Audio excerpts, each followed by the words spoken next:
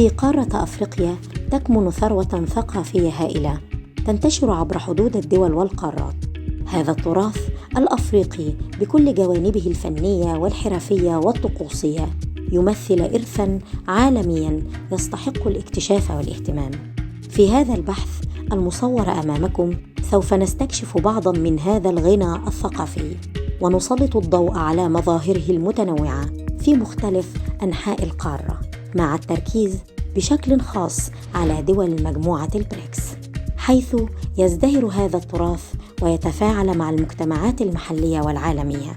من خلال منصة اليوتيوب سيتمكن الجمهور من استكشاف هذا العالم الثقافي الإفريقي الساحر، واكتشاف جماليات الفنون والحرف التقليدية وتقاليد الطقوس والاحتفالات، وكيف إنها تشكل هوية هذه الشعوب وتعكس ثراء حضارتها العريقة. Yeah, I think it's building up towards that. The thing about YouTube, it's a click of a button. So if we can see that happening much more often, then it allows people to understand what it is and hopefully allow YouTube content creators the opportunity to earn money through that. Those who really want to contribute towards the economies of not just South Africa, but the rest of Africa as a whole. It does contribute to knowledge transfer. There's obviously a lot of knowledge transfer that takes place on social media, on YouTube.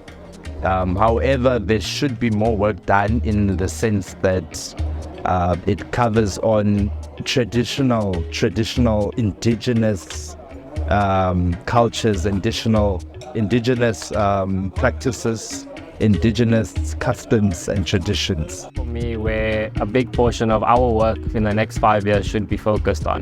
Like I said, it's how you look at it and what you watch or read. For example, we've seen that most news are now live streaming and uploaded to YouTube. So your national broadcaster, the SABC and others. So there are those genuine and authentic content that you can get that is educational.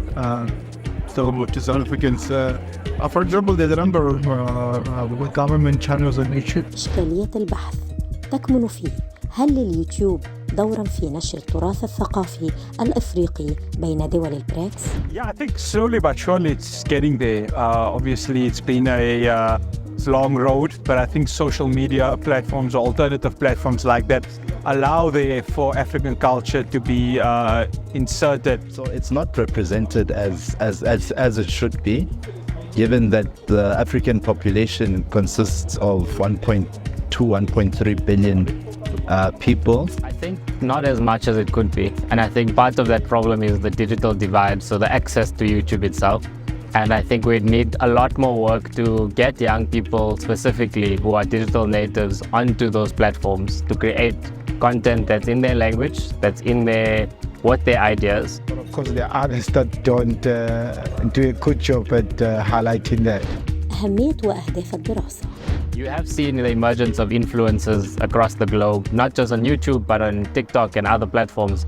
But I think specific focus should be placed on how we teach and give people access to those platforms. More education, much more education. If the education is important, then you'll be able to go ahead and give an understanding with regards to this. So education, and I'm sure we'll be able to find a balance with regards to that. It does contribute to tourism because it showcases African culture, especially in the industry, in the media industry, music and entertainment.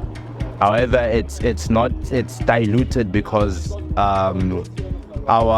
especially as young people and as social media influencers. Cultures that are related, and there are those that don't. For instance, if you can look at how the indigenous coins and cents are projected as Bushman or the famous Jackie Chan movie where it was Bushman. So there's a lot of distortion on. But there are a lot of other good channels that show Africans accurate and correct. ستستخدم الباحثات نظريتي الاستخدامات والإشباعات والتفاعلية الرمزية لتحليل وسائل الإعلام ويمكن القول أن التأثيرات المعرفية هي التي تتصدر مجالات التأثير الأخرى الوجدانية والسلوكية بسبب وفرة مصادر المعلومات الرقمية التي تسهم في الإدراك الكافي للأحداث وتفسيراتها والتفاعل معها بجانب مساعدة الفرد في تشكيل الاتجاهات وتدعيمها ومصدراً للتوثيق المادي والغير مادي للتراث، وهي باتجاه متحف مرئي مفتوح ومسموح للجميع في العالم أجمع الولوج إليه وسماع المعلومات بلغة بلده. Yeah, in South Africa, definitely. I think for there being 30 years of democracy, it allows, many people of diverse backgrounds. That's the beauty of South Africa. We've got diverse backgrounds to be representative within this year. I think when we look here in South Africa, in terms of broadcasting, there is a diverse representative. We're seeing local government, a diverse representative, national government, diverse representative. So the corporate workspace, there's still much more to be done, especially female representation. الإجراءات المنهجية للدراسة تعتمد الدراسة الراهنة على المنهج الأنثروبولوجي هي البيانات المستمدة من الأدبيات المتعلقة بمواقع الفيديو الإلكترونية ومهارات الاستماع والكلام والمتوفرة في الكتب والمقالات والدراسات السابقة والأبحاث المنشورة، وذلك من أجل تكوين الإطار النظري للدراسة ولقاءات مع مواطنين من جنوب أفريقيا كمثال للدراسة وعمل هذا الفيلم المرئي. Simply because it's not properly represented on platforms such as YouTube. There's a lack of proper representation of all the diverse groups. South Africa is one of the special countries whereby there's a large diversity from multiple racial groups, multiple cultural groups. It's managed to obviously reflect that in social media platforms such as YouTube and Facebook and many others. But South Africa is a melting pot of different religions, races, cultures, tribes, and so not being represented on these platforms, or at least teaching us the history and the cultural knowledge of these different tribes and groups does have bearing, and I think YouTube can be doing a lot more for that. مفاهيم الدراسة، وتأتي التعريفات في إطار الدراسة وهي اليوتيوب، وتعرفه الباحثتين إجرائياً بأن اليوتيوب عبارة عن منصة تواصل اجتماعي عبر الإنترنت تتيح للمستخدمين تحميل ومشاركة مقاطع الفيديو والمحتوى المرئي. يمكن للأفراد والشركات والمؤسسات استخدام اليوتيوب لنشر المحتوى الثقافي الإفريقي والتواصل مع جمهور واسع من دول البريكس.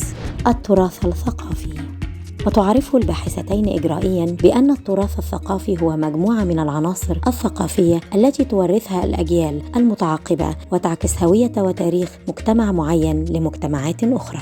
البريكس، وتعرفه الباحثتين إجرائياً بأن البريكس تحالف يعمل على تعزيز التبادل الثقافي ودعم الصناعات الثقافية وتعزيز التعليم والبحث للتراث الثقافي الأفريقي بهدف إبرازه وتعزيز الوعي به على المستوى العالمي. Well, South Africa is one of the most unique countries in the BRICS countries whereby our culture is already known out there. So there's not necessarily much work to be done in terms of publicizing the cultures that exist in South Africa. But in terms of the decimation, I'd say it's a bit far-fetched to use that terminology. There hasn't been much decimation. I'll just say that based on our socio-economic framework, our culture has obviously been diluted in terms of a traditional aspect. However, they find a way to maneuver and infiltrate their way into a space. Yeah, especially in South Africa, there's massive contribution towards tourism. Government can assist them with regards to that. Then I think we are in a place where they can contribute. So, for example, the large corporates, they get themselves in, but if the SMMEs can also be part of the mix, then it allows them to put their content on YouTube and makes it accessible for everybody. Yes, it should ideally do that, I think, but you need to invest in people in order for that to happen. نتائج الدراسة. As time continues, as we, tolerance is going to be important. I think if we're able to tolerate each other, but also accepting each other. So there's a balance between the two, and if we can play that quite well, that people will be able to understand the cultural imposition. Yes. Well, you have NGOs that focus on preserving cultures, especially dying cultures, cultures that have been decimated, such as the Khoisan culture. such as the heritage, including languages, because we do have some dying languages in the country that originate from the Khoi San people, because of their low population, and as they're dying out and their lack of adapting to current socioeconomic conditions. I think there's multiple. If you engage in your communities, your localized communities, you find the various self-organized groups. So you have the Khoisan groups, you have the different Zulu tribes, the Xhosa, Tswana, etc., who still have a dominant heritage. But unfortunately, what we've not done is invest in how that's disseminated to the rest of society. And so our education system teaches us some of it, but it's so basic that by the time you're so old, you don't even remember. And I think there's a reason why platforms like the one you're speaking about can actually invest in this kind of education. I'm an educator myself, by the way, and I think we have a long way to go to create proper content that can help teach people about these differences. We give young, good African people, good cameras, good mics, good production instruments, and they will give you some really good content. So that is for me the asymmetry. So if you give them the resources, they'll be able to give you really good, accurate, authentic content.